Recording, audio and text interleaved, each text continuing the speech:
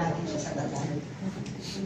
But I trust in the Lord Jesus to send Timothy to you shortly, that I also may be encouraged when I know your state. For I have no one like-minded who will sincerely care for your state. For all seek their own, not the things which are of Christ Jesus. But you know his proven character, that as a son with his father, he served with me in the gospel. Sa Tagalog po, basahin natin. Umaasa ako sa Panginoong Hesus na mapapapunta ko agad riyan si Timoteo upang mapanatag ang aking loob.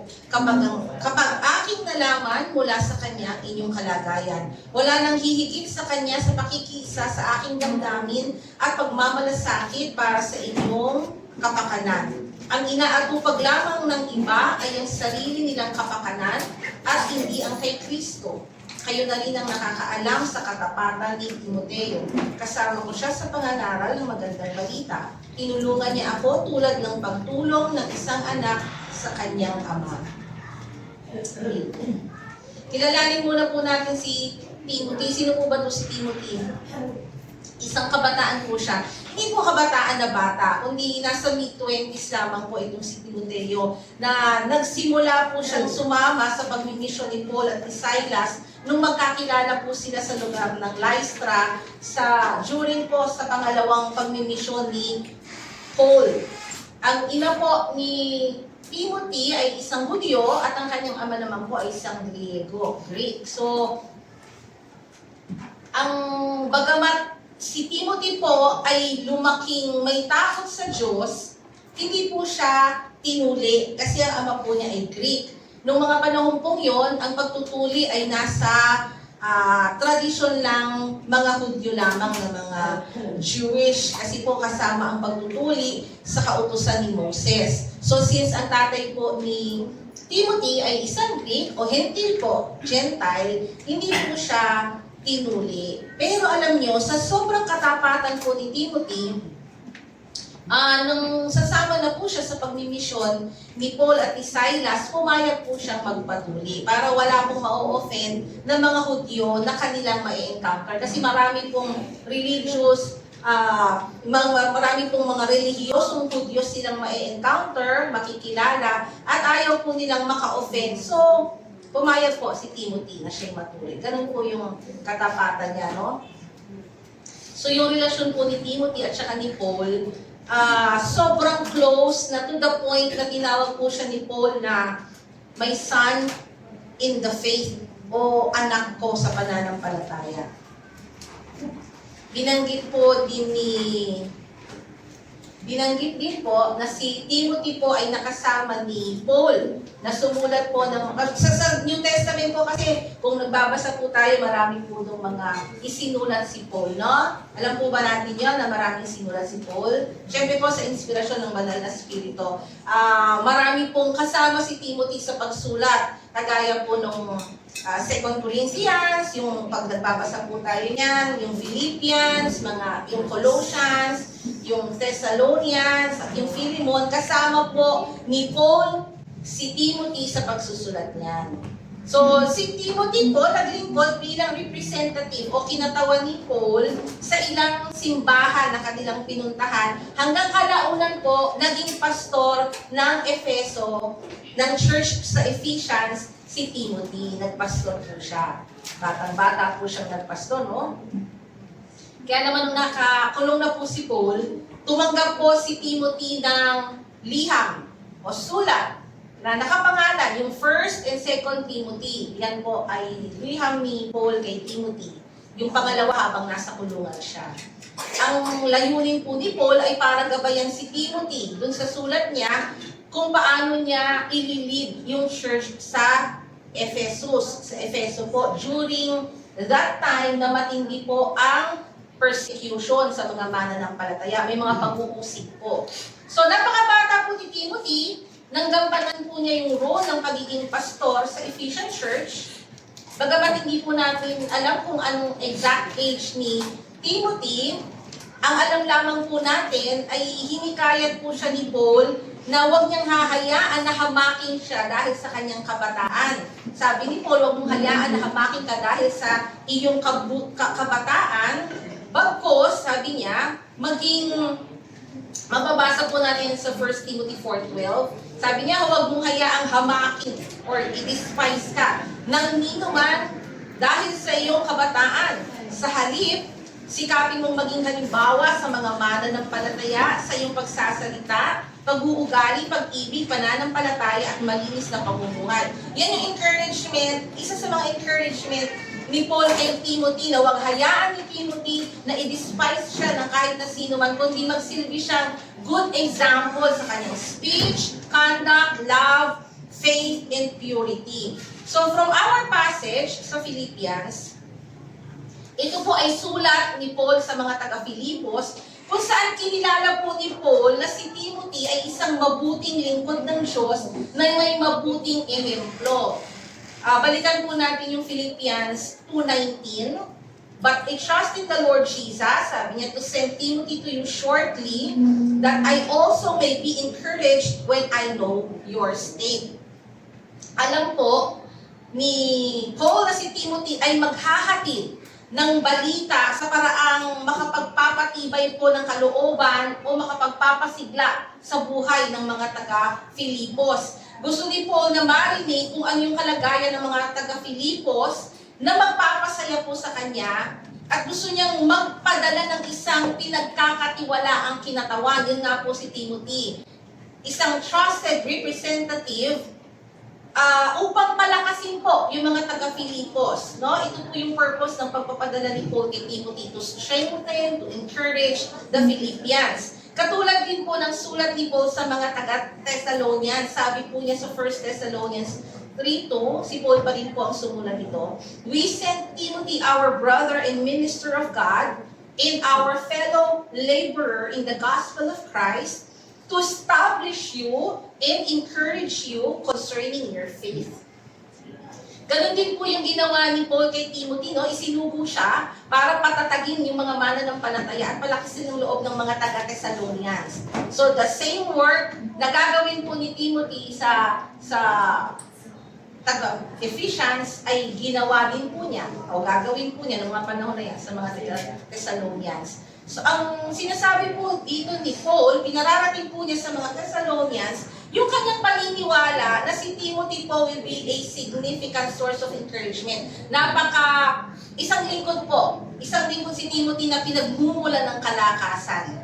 Ganon din kaya tayong mga lingkod ng Diyos. Pinagmumulan po kaya tayo ng kalakasan ng iba. Kung ata kayo naniniwalang source of encouragement kayo. Sino po dito ang source of encouragement? Yes. Na kapag pumasok tayo sa isang lugar, may hatid tayong kalakasan at hindi kabigatan. May mga tao kasing ganun, pagpasok ng room, ang bigat na agad ng datingan eh. Pero tayo kaya pag pumasok kaya tayo ng isang lugar, may hatid kaya tayong kalakasan. We should aspire to be so, no? Dapat hangarin po natin na ganun tayo. Sa bahagi ng sulat po ni Paul sa 2 Timothy 1:4, sabi niya, I long to see you that I may be filled with joy. Sabi po ni Paul, nananamig akong makita ka upang malubos ang aking kagalakan. So, Paul is saying na si Timothy po ay may hatid na kagalakan ng Diyos na nagniningning po ito sa buhay ng mga taong nakapaligid sa kanya. No? Yung hatid, yung aura, sabi nga ni Marimila, yung countenance, di ba? Yung countenance, no? Kasama na riyan yung sariling buhay ni Pablo. Ganon din yung sinasabi niya, na siya man ay nagagala kapag naandyan si Timothy. So Timothy's presence encourages Paul. Gayon din naman, yung presence ni Timothy encourages other believers. Tayo pong mga church leaders, not only the church leaders, but all the workers, all the believers, dapat gugustuhin din natin, aasamin din po natin na maging encouragement tayo sa ating mga kinasasakupan. No? Tayo po'y maging encouragement, kalakasan ng bawat isa. Maging source of joy tayo ng isa't isa. Also, the parents should aspire to be encouragers to their children. Dapat po gustuhin natin mga magulang na maging encourager tayo o tayo po'y nagpapalakas, nagpapasigla sa ating mga anak. Gayon din, i-encourage natin sila na maging kalakasan sila sa isa't isa kung sila man po ay may kapatid. Amen po ba, parents? Amen. Amen. Our next verse sa passage natin is verse 20. Sabi niya, "For I have no one like-minded," sabi ni Paul. Ang sinasabi ni Paul dito, walang iba na kapareho niya ng isip. When we say like-minded with him, ang original na Greek word po dito, ang ibig sabihin talaga is of one mind. Iisa po yung isip and like-souled. Iisa ang kaluluwa. Ibig sabihin po ni Paul dito, silang dalawa ni Timothy ay may pagkakatulad sa mga concern sa mga pasanin nila sa puso, sa pananaw nila, sa pangunawa nila. They have the same deep understanding of things, no? Meron din po silang pagkakatulad sa paraan ng pag-iisip or ways of thinking, no? This means na si Paul po bilang mentor ni Timothy, si Paul po was a good servant leader. No? Mahusay na ginampanan ni Paul ang pagkakatawag sa kanya ni Lord. At sinabi ni Paul na meron silang iisang isip, isang kaluluwa. They are like-minded. They are like-souled. Ibig sabihin, hindi naiiba si Timothy. Ganun din po si Timothy, katulad ni Paul. Mahusay din po niyang ginagampanan o ginampanan yung pagkakatawag ni Lord sa kanya. Mahusay din pong isinapamuhay ni Timothy ang pagkakatawag sa kanya ng Panginoon bilang lingkod. Amen? Amen. So leaders, mahusay po ba natin ginagampanan ng ating pagkakatawag? Dito lang ang mahuhusay. Nandito na nag-i-amen eh. So, sa next verse, sa 2:20 pa rin, sa verse 20 pa rin, so, verse 20 goes on, "Who will sincerely care for your state?" Sabi ni Paul. Sabi niya, ang sincerity po o katapatan mo sa Tagalog, ay isang karakter po na walang bahid ng pagiging artificial o peke. When we say sincere, ibig sabihin totoo. Amen po ba? Hindi peke, hindi artificial. Mula sa parehong verse po, no, sinabi ni Paul na si Timothy ay lubos na nagmamalasakit sa kalagayan ng simbahan. No? Pareho po sila ng isip ni Paul. So, pareho po silang nagmamalasakit. And Timothy sincerely cares for the church. Yan ang sinasabi po ni Paul sa mga taga-Philippians. That is why I am sending Timothy to you because he cares for you.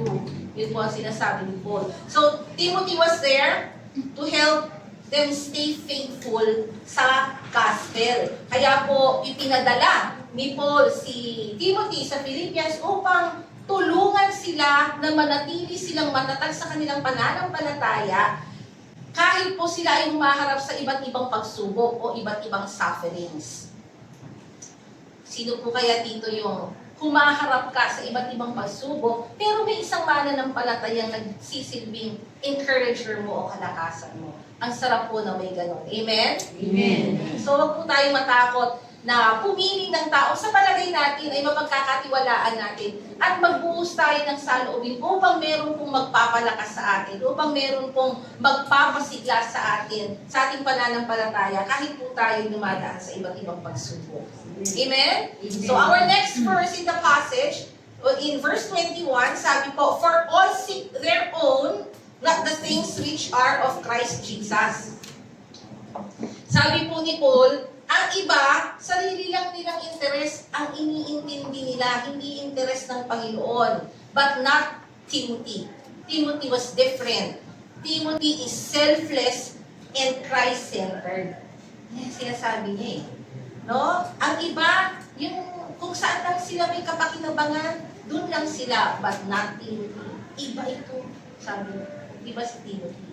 So, ibig sabihin po ni Paul dito, he stated that there was no one like Timothy who was genuinely concerned po for the welfare of the church, for the welfare of others, kesa po sa sarili niyang welfare. No? Mas iniintindi po ni Timothy ang interes ng iba, ang welfare, ang ikabubuti ng iba, Hindi yung ikabubuti ng sarili niya. Selfless and Christ-centered. Amen? Magandang karakter, ano? So Paul goes on to say, in Philippians 2:22, but you know his proven character. Sinabi muna po ni Paul, no, na yung iba, no, sariling interest lang, hindi ang iniintindi, hindi ang interest ng Panginoon. Tapos sinunod niya, but you know his proven character. So doon nga niya sinasabi na Timothy was different. Nasubok na ninyo ang kanyang karakter. When we say proven character, ang original po na Greek word nito ay dokime o dokimi po eh. Ang tumutukoy po ito sa karakter na nanatatiling tunay po pagkatapos ng isang proseso ng pagsubok. No? O yung pagpipino, pagsasala, katulad po ng pagsubok sa metal o ginto para matiyak po na dalisay ito. No, kaya nga po tayo kapag sinusubok tayo, para maging dalisay yung karakter natin, no? Ito po yung proven character na dumaan po sa pagpipino, sa pagsasala, sa iba't ibang testings upang mapatunayang dalisay, upang mapatunayang tunay. Kaya sabi niya, you know his proven character. Ang ministry po ni Paul was challenging and dangerous. Pero kasama po niya si Timothy sa mga misyon na ito. At dito po, sa prosesong ito ng mga challenging and dangerous ministries, dito po nasubok yung karakter ni Timothy. They both face the same trials, they both face the same hardships, no? Naka-encuentro po sila ng iba't ibang pagsubok, hardships, at doon, kung paano nasubok yung karakter ni Paul, nasubok din yung karakter ni Timothy. Ang mga natutunan po ni Timothy ay mula po sa actual niyang paglilingkod, sa actual niyang karanasan, hindi po sa kwento ni Paul o sa kwento ng ibang mananampalatayang nagmimisyon. Natutunan po ni Timothy ang lahat dahil actual po niyang ginawa yung pagkakatawag ng Diyos sa kanya. So God tested Timothy's character po by having him go with all kinds of difficult assignments po, iba't iba pong assignments, iba't iba pong mission with Paul bilang spiritual father ni Timothy. Pero sa kabila po ng lahat ng iyon, Timothy was willing to be mentored, no? Willing po siya na turuan siya. Isa pong magandang karakter. Sabi po ng Philippians 2:22, that as a son with his father, he served with me in the gospel. Kaya nga po tinuring ni Paul si Timothy na spiritual son niya kasi si Timothy po ay nakikinig at natututo. Hindi po siya yung, alam ko na yan, nabasa ko na yan. Hindi po. Si Timothy po, he was willing to learn. He was willing to be mentored. Minsan kasi mas marunong pa tayo sa mentor natin. Mas marunong pa tayo sa leader natin. Mas marunong pa tayo sa pastor natin. Hindi na tayo nakikinig. But Timothy was different. I-summarize ko lang po kung ano yung nakita nating character ni Timothy dito as seen po on what Paul has to say about him. Unang, may sincere faith po siya, no? Pananampalatayang tapat. Ibig sabihin, wala po pagbabalat kayo yung kanyang katapatan sa pananampalataya. Si Timothy po was a source of encouragement and joy. No? Pinagmumulan po siya o nagdudulot po siya ng kalakasan at kasiyahan para sa iba. Nakita din po natin that Timothy was loving and caring for the church. Minamahal po niya at inaalagaan ng iglesia. Isa din pong selfless servant leader. Hindi siya makasarili, kundi isang lingkod na ang inuuna po ay ang kapakanan ng iba. And then, meron siyang proven character to be Christ-centered. Napatunayan ng karakter ay kay Kristo lang nakatuon. So, Timothy, as a model servant leader, this generation can imitate. Diba? Pag nakita po natin kung anong klaseng lingkod si Timothy, maaari po natin gayahin kahit sa henerasyon natin. Kahit nga po may mga edad na, pwede pa rin gayahin si Timothy. Pero ito po ang tanong, what prepared Timothy's life that he has turned this way? Ano po ba yung nag-shape kay Timothy sa buhay niya, leading him to take this path? Hindi pwedeng basta sumulpot si Timothy and then that's it. Diba? tingnan po natin ang sinasabi ng 2 Timothy 1:5. I am reminded of your sincere faith. Inano ko lang po dyan yung sa version ng New King James Version kasi ang ginamit is genuine faith at sa Tagalog po ay walang pagkukunwari.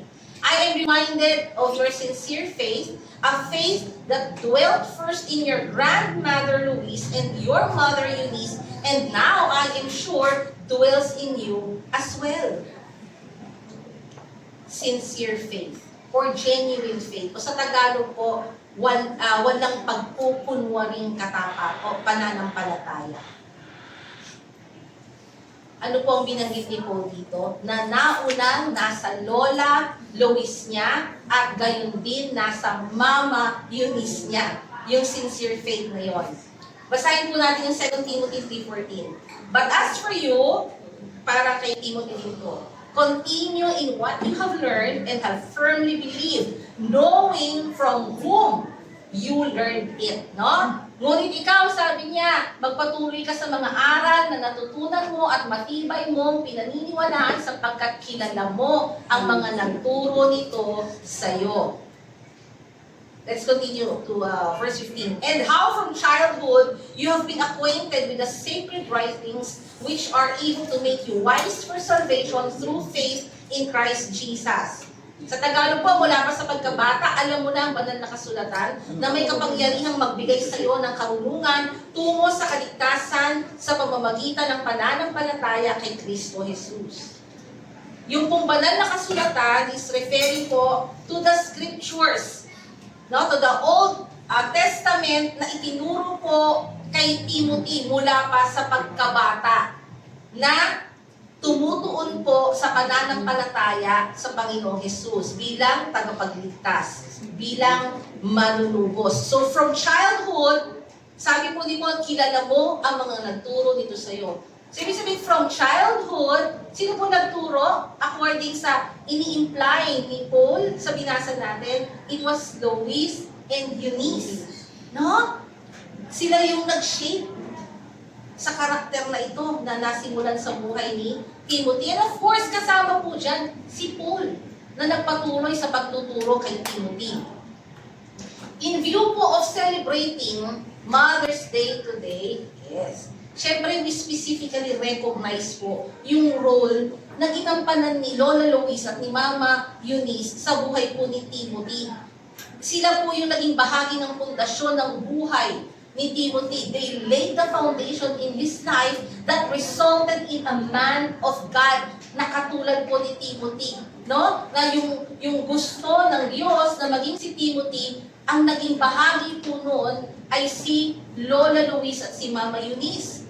Kaya nga po, yung buhay ni Timothy, when we read about him, when we read the letters of Paul to him, may impact sa atin, may dating pa rin hanggang ngayon, di ba? So, nakita po natin, si Lois po and Eunice, lola po si Lois, nanay po si Eunice, no? Tinuruan po nila si Timothy from the beginning of his childhood sa scriptures in the Old Testament.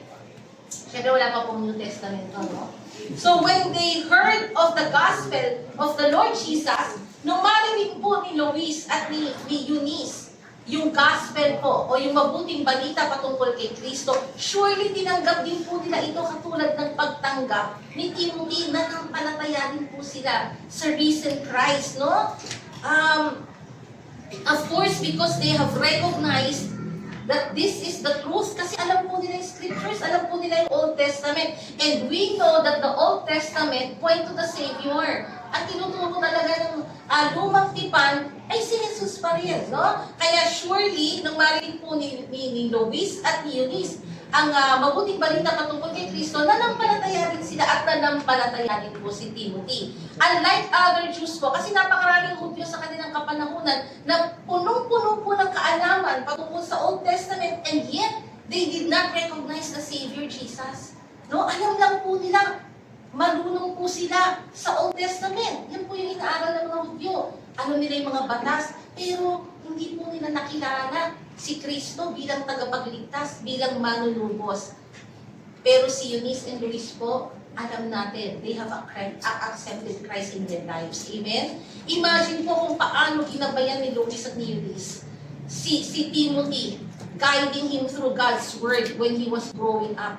Kaya naman po, ito pong pagtuturo nila kay Timothy, led Timothy to faith. No? Nung panahon po na nag-minister si Jesus, kapanahon na nila, tinignan ko po kung ano kaya maaaring edad ni Timothy nung nag-minister si Jesus. Parang hindi pa siya ipinapanganak or between 1 to 4 years old daw. Batang-bata, no? Hindi pa niya siguro maaunawaan kung narinig niya si Jesus. Pero nandyan si Lola at si Mama na gumabay sa kanya sa salita ng Panginoon. And when he met Paul, nasa between 17 to 24 years old na po si Timothy. Kaya naman nagpastor po siya, nagkaroon na siya ng pastoral ministry noong between 30 to 35 years old. Sa kapanahunan po nila, alam niyo ba, na hanggang 40 years old, tinatawag pa ng youth. Yes. Kaya pala may karapatan pa yung mga 40 siya, na mag-40 siya. Na tumaas na mag-inang, sino ang kabataan? Taas ang kamay! Diba? Ngayon, now you know, na may karapatan pala tayo magtaas. Karapatan, wala pala akong karapatan. Bakit? Tangat-tangat ba, no? Kinilala po ni Paul ang mga gumagabay kay Timothy. At yan po si Lola at si Mama. Si Lola Luis at si Mama Eunice, no? Na may tapat na pananampalataya. Kaya naman sabi niya, ikaw din, Timothy, meron ka din yan na unang nanahan kay Luis at kay Eunice, no? Sincere, genuine faith. Makikita po natin na inihanda ni Luis at ni Eunice yung puso po ni Timothy para tanggapin si Kristo. No, yung foundation niya. Talagang, nung marinig niya ang patungkol kay Kristo, hindi na siya nagduda. Alam na niya yan eh. Alam na ni Timothy kasi nga may lola at mama. Katulad po siguro ni Adi to, may nanay wena. No? So, mula po sa pagkabata, namulat na si Timothy po sa kasulatan ng lumang tipan. Kaya naman, nang dumating sa kanyang mabuting balita, walang pagdududa, tinanggap po niya. Ang mga biological parents po, no, and even spiritual parents, meron po tayong significant roles sa buhay po ng ating mga anak o mga anak natin sa spirito.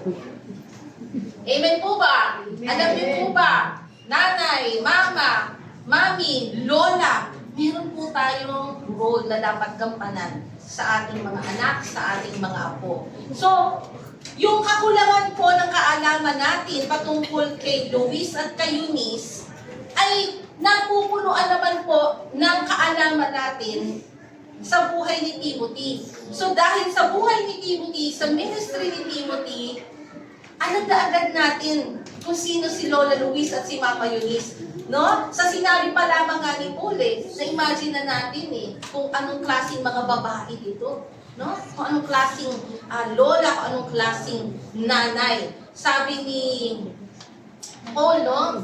Kilala mo mga nagturo nito sa'yo. Nito, referring to scriptures. So, walang duda sina Luis po at Eunice yun na naging instrumento po sa pagpapalaki kay Timothy. Hindi lamang po nila tinuruan sa salita. Ito yung maganda Hindi lang nila tinuruan si Timothy sa salita. Surely, ipinamuhay nila to.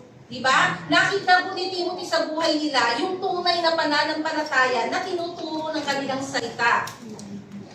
Alam nyo ba, ito po nakakatuwa. 3 henerasyon ng mananampalataya. Luis, Eunice, and Timothy, no?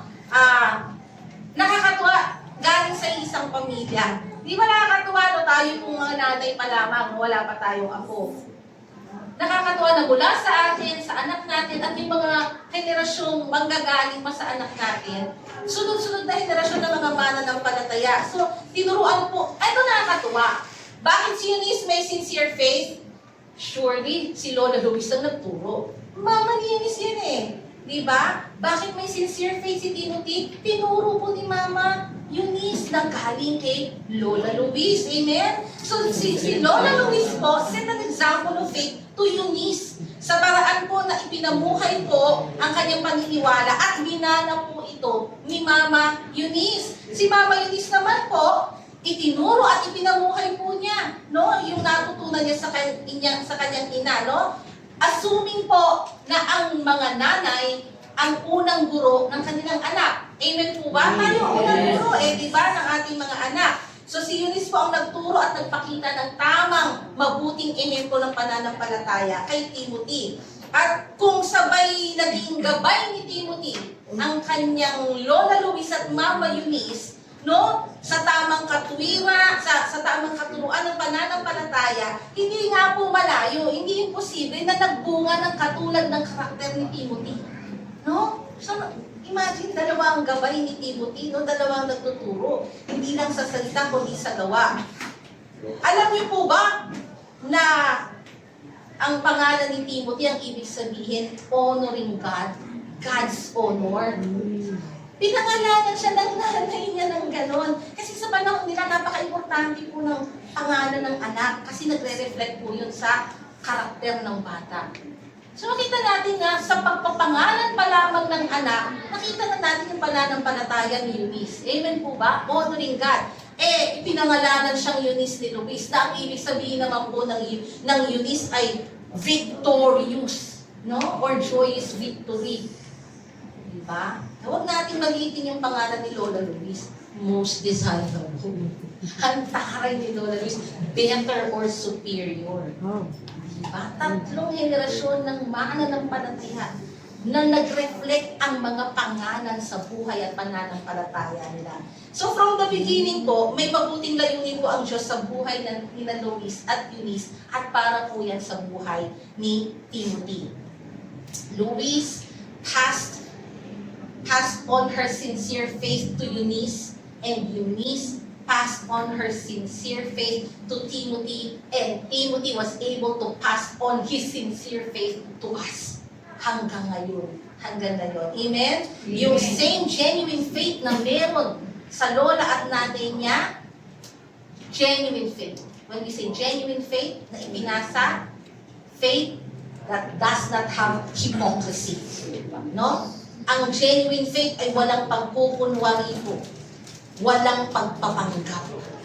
We have to search our hearts. Anong klaseng faith meron tayo? Mapagkunwari ba? Mapagpanggap pa? O mapagmamalaki natin na mayroon tayong faith na katulad ng sa kanila? Sincere, genuine. May layunin din po ang Diyos sa buhay natin bilang mga magulang ng ating mga anak. Alam niyo po ba yun? O ngayon nilang narinig na may layunin kayo sa buhay ng anak niyo? Amen. Amen. Meron po tayong mahalagang papel sa pagpapalago po at pagpapalakas ng pananampalataya ng ating mga anak.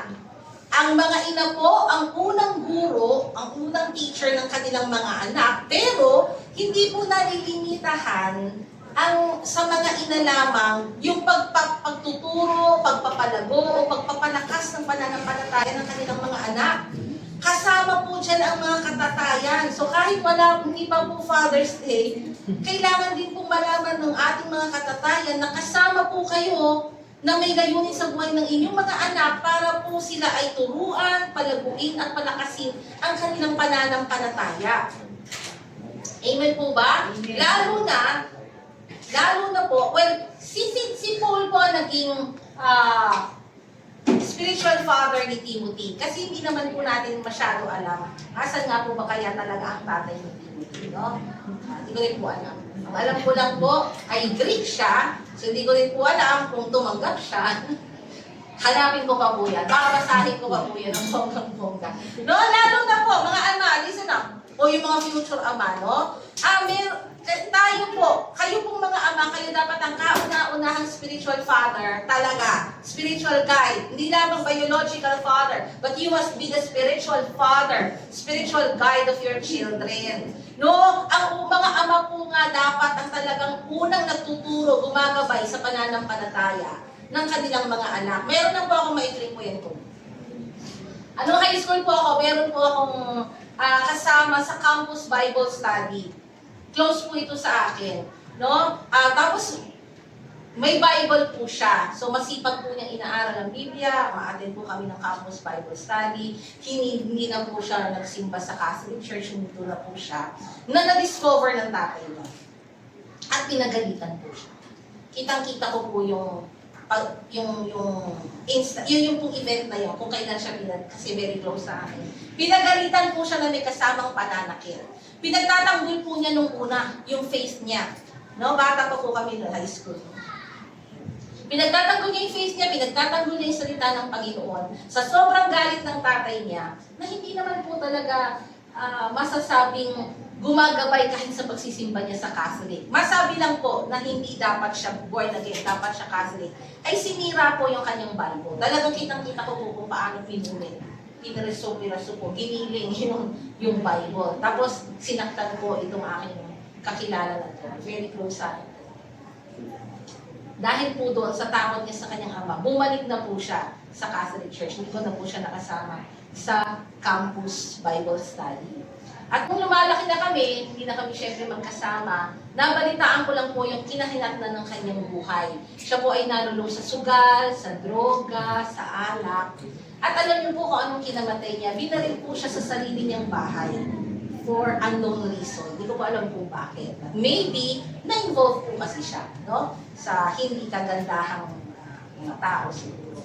So, alam niyo po, kalungkutan po yung hatid kapag mapapaliwara po yung mga anak natin. No? Parents, listen up, kalungkutan po ang hatid kapag mapaliwara po yung mga anak natin. No? Tapos tayo po yung mismo na naging sanhi nito. Nakakahiya naman kay Lord, no? Tayo mga ama, tayo mga ina, tayo pa ang sanhi na mapaliwara ang ating mga anak. Pero, napakalaking kagalakan naman din po, no? Kapag bilang isang magulang at makita po natin, ang anak po natin ay nagtataglay ng matinding pananampalataya. At tapos tayong nagtatag sa buhay nila. No, tayo po yung gumabay sa kanila, sa ating pamilya. Ito naman yung matinding kagalakan. Amen? So gusto nating malaman at makita na yung tradisyon po ng pananampalataya ay magpapatuloy po sa ating mga anak at sa mga kaapu-apuhan natin. Yun po yung gusto nating makita, no? Kaya nga ngayon pa lamang dapat ipinapanalangin na natin sila, pati yung mga susunod na henerasyon na manggagaling po sa ating mga anak. So may responsibilidad po tayo na ituro sa ating mga anak kung ano po yung pinaniniwalaan natin. Hindi mo malalaman ng ating mga anak yung ating pananampalataya, maliban po, naturuan natin sila. No? Hindi naman mahuhulay mga anak natin. Kailangan natin silang turuan ng ating pananampalataya. Bilang mga magulang, may responsibility po tayo. Naturuan sila sa daan na dapat nilang lakaran. Ano po sabi ng Proverbs? Train up a child on the way they should go, on the way he should go, and when he is old, he will not depart from it. No? Ituro mo sa bata kung ano yung daan na dapat niyang nilalakaran. Kahit lumaki yan, hindi niya yan iiwanan. No? Hindi po ito trabaho ng, kasi may mga magulang na, tinuturo naman yan sa school, tinuturo naman yan sa Sunday school, no? Si teacher na lang bahala. Nagsisimba naman ang anak ko, matututunan din yan. Hindi po natin responsibility yan sa church. Bahagi lamang po tayo. Hindi responsibilidad ng paaralan. Kulang din po ang matututunan nila sa Sunday school. Dahil lahat ng dapat nilang matutunan ay sa loob ng tahanan dapat nila nalilig sa ating mga magulang. Amen? Ito po ang trabaho natin, no?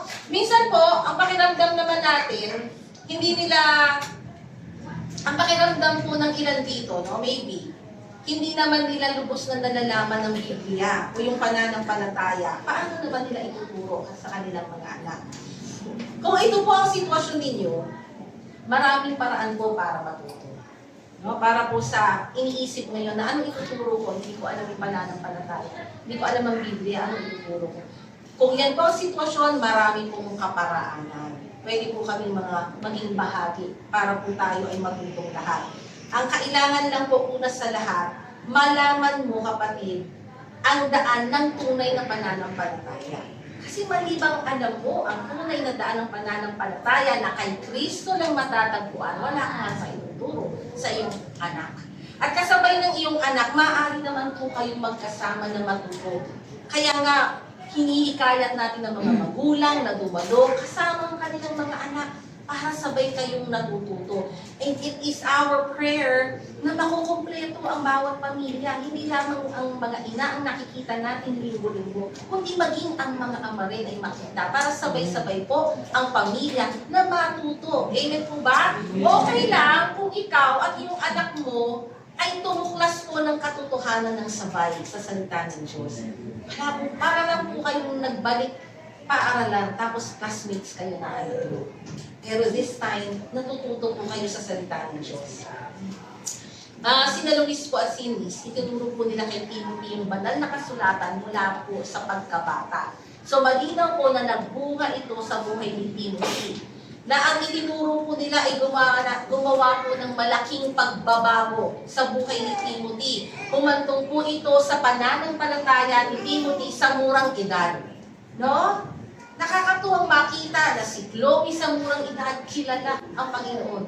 Si Eliza lalaking kilala ang Panginoon. Di ba?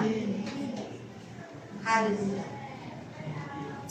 Meron din po tayong responsibilidad, hindi lamang ito, kundi isabuhay po natin yung pananampalataya na itinuturo natin sa ating mga anak. Kung gaano po kahalaga kina Eunice at kay Luis po na turuan si Timothy, ganun din po kahalaga sa kanila na ipambuhay nila sa harap ni Timothy yung sinasabi nila kay Timothy na pananampalataya. No? Hindi naman po natin maaasahan na tutularan tayo ng mga anak natin kung puro tayo salita lang, pero wala sa gawa. Tutularan ba tayo ng mga anak natin kapag gano'n? Amen? No? Ang isang pananampalataya ko na hindi nakikita ay walang kabuluhan. Wala pong kwenta yan, hindi tutularan yan. Napakahalaga po na kung ano yung sinasabi natin sa ating mga bibig ay siya pong nakikita rin sa ating mga buhay. Sa harap, especially ng ating mga anak. Maging sa harap po ng ibang tao. No? Kung gaano kahalaga po na nagsasalita tayo, napakahalaga po na ipinapamuhay natin ito. Na nakikita ng ating mga anak, na nakikita po ng ibang tao sa atin. Kung ang mga bata po, actually matatalino po ang mga bata, nakikita po nila kung anong totoo. Kung paano nila nakikita ang totoo, ganun din po nakikita ng mga bata ang pagpapanggap lamang. So, alam po ng bata, kapag ang matanda ay nagpapanggap lamang. May pa ba ako? O sadyang malakas lang po. Parang hindi ko na siya nararamdaman kung may mic po. So, ulitin ko lang mga magulang. No, kung ang bata po, meron ba? Ayaw ng shablon na marinig ito ng mga magulang.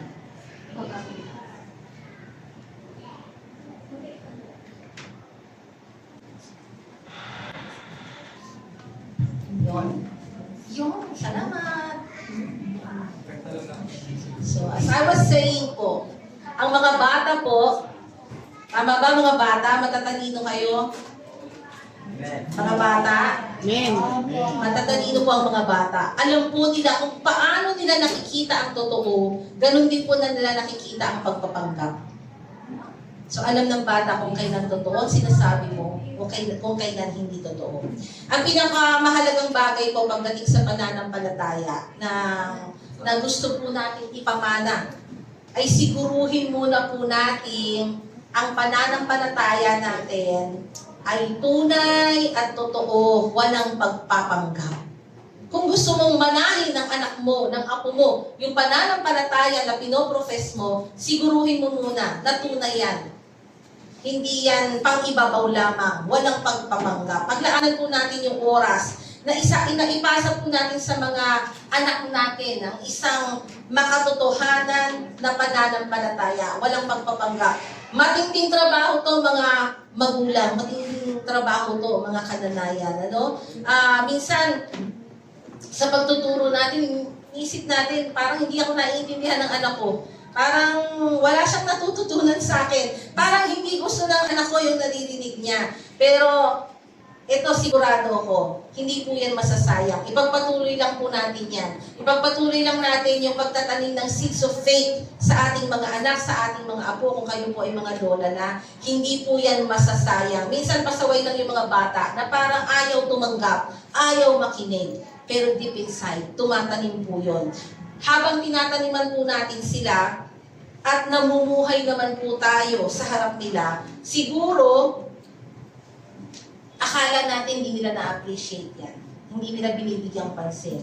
Pero kailangan lang nating magpatuloy at higit sa lahat, ipanalangin po natin ng madalas ang ating mga anak at ang ating mga apo. May gumagawa naman dito nun, di ba? Amen? Amen? Amen. Likely lang po ito, no? Kasi magsi-celebrate pa tayo. We have mothers here. We also have grandmothers, no? And this is our day. We are celebrating it. But sooner or later po, some single women here will eventually be mothers. Some single men here will eventually be fathers. Regardless po of your status today, sana po magawa mo ito sa mga anak mo, sa mga apo mo. Yung ginawa po ni Luis at ni Eunice kay Timothy. They left a legacy of sincere faith that surely Timothy was able to pass on to thousands of believers. Amen? Meron akong closing dyan. Yan po yung aking last time. Our topic today, ang message po natin ay itinitle ko kung A Legacy of Faith. Our desire today is matutunan natin na hangarin na magpamana sa mga anak natin ng isang matapat na pananampalataya bilang mga magulang, bilang mga nanay, bilang mga lola, bilang mga ama. A legacy of faith. Minsan iisip ng mga magulang, wala akong mapapamana sa mga anak ko, wala naman akong properties, wala akong pera. Hindi naman po yan ang mahalaga. Ang mahalaga po yung maiiwanan mong pananampalataya sa anak mo. That's why you are hearing this message today, because kahit hindi ka pa ina, hindi ka pa ama, mangyayari yan sa buhay mo. And you will remember this day na may kailangan kang ipamana sa iyong mga anak. At yun ang pinaka-importante sa lahat. Pamana ng isang pananampalatayang totoo, tunay, walang pagkukunwari. Amen? Yeah. Amen. Can we all stand up? At bigyan nga po natin ng hug yung ating mga mothers before we pray. Alam niyo yung hug, nakakalakas yan, nakaka-encourage. Hug. Wala naman tayo sa chat, so hindi virtual hugs. Talagang hug.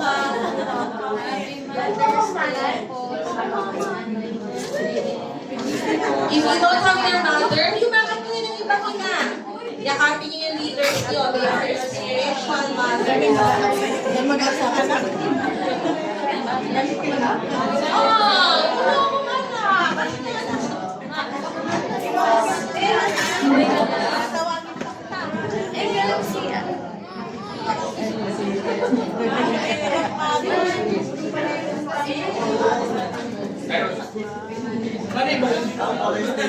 Sige po, bumalik po tayo sa inyo.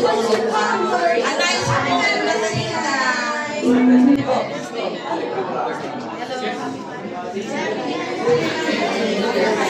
Ang saya-saya, di ba, Can I invite naman, nais ko pong agayahan yung mga nanay na bagong dalo po. Sino po yung bagong dalo na nanay na? Manatili po nakatayo yung nanay na bagong dalo. And others may see it. Andyan po si Yuri, si nanay Rita Maribig. Sarina. Kaya po tumayo? Okay lang po bang tumayo? Meron tayo pong tatlong kananayan na bagong dalo. Siguro po, para po sa ating mga bagong dalo na ina, bago po itong sa inyong pandinig, yung inyong pong mensaheng narinig. Bago po ba? Hindi naman po.